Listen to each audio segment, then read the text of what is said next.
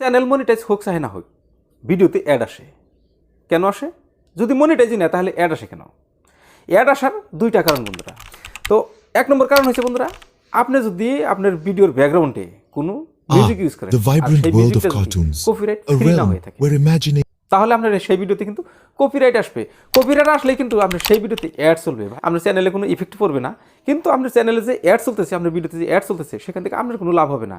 লাভ হবে কার? আপনি যার মিউজিক ইউজ করছেন, যে আপনাকে কপিরাইট ক্লেম দিয়েছে, সেই মিউজিকের জন্যই আপনার ভিডিওতে অ্যাড চলতেছে, আর সেই অ্যাডের থেকে যত ইনকাম হবে সেই মিউজিক কোম্পানি পেয়ে যাবে। এই হচ্ছে এক নম্বর কারণ বন্ধুরা, আমাদের চ্যানেল মনিটাইজ হোক চাহে না হোক ভিডিওতে অ্যাড চলে। এই 2 নম্বর কারণটা হলো, যখন আপনার একটা ভিডিও ভালো পারফরমেন্স করে, মানে 1K 2K 3K, নতুন অবস্থায় 1K 2K 3K যখন আপনার ভিউজ এসে যায়, বা 100 পার হইলেই বা 200-250 ভিউজ আসলেই ইউটিউব অ্যালগরিদম এটাই চিন্তা করে যে এর ভিডিও যে আমরা রেকমেন্ডেশন করতেছি, এর ভিডিও যে আমরা চালিয়ে নিছি, আমাদের খরচটা কে বহন করতেছে? আমাদেরও তো একটা খরচ হতেছে, এর ভিডিও তো চালাইছি। এ যদি এখন ইউটিউব ছেড়ে চলে যায়, তাহলে এর ভিডিও যে আমরা পেস্ট করতেছি দর্শকের সামনে, আমাদের কী লাভ হয়?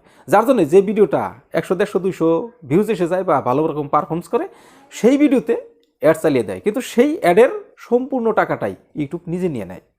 মানে আপনার থেকে কিছু একটা ইনকাম করে নিল ইউটিউব, ওটার থেকে কিন্তু আপনি 1 টাকাও ইনকাম পাবে না। এই হচ্ছে 2টা কারণ, যে আপনার ভিডিও যদি ভালো একটা পারফরমেন্স করে, সেই ভিডিওতে অ্যাড চালিয়ে ইউটিউব ইনকাম করে, আর যদি কপিরাইট ক্লেম আসে, সেই ভিডিওতে ইনকাম চালিয়ে কপিরাইট ক্লেম যে দিয়েছে তাকে ইনকামটা দেয়। এই হচ্ছে 2টি কারণ ইউটিউব চ্যানেল মনিটাইজ হোক চাহে না হোক ভিডিওতে অ্যাড আসার।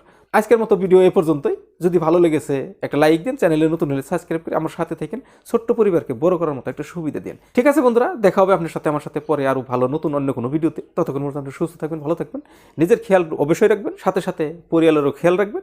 আসসালামু আলাইকুম।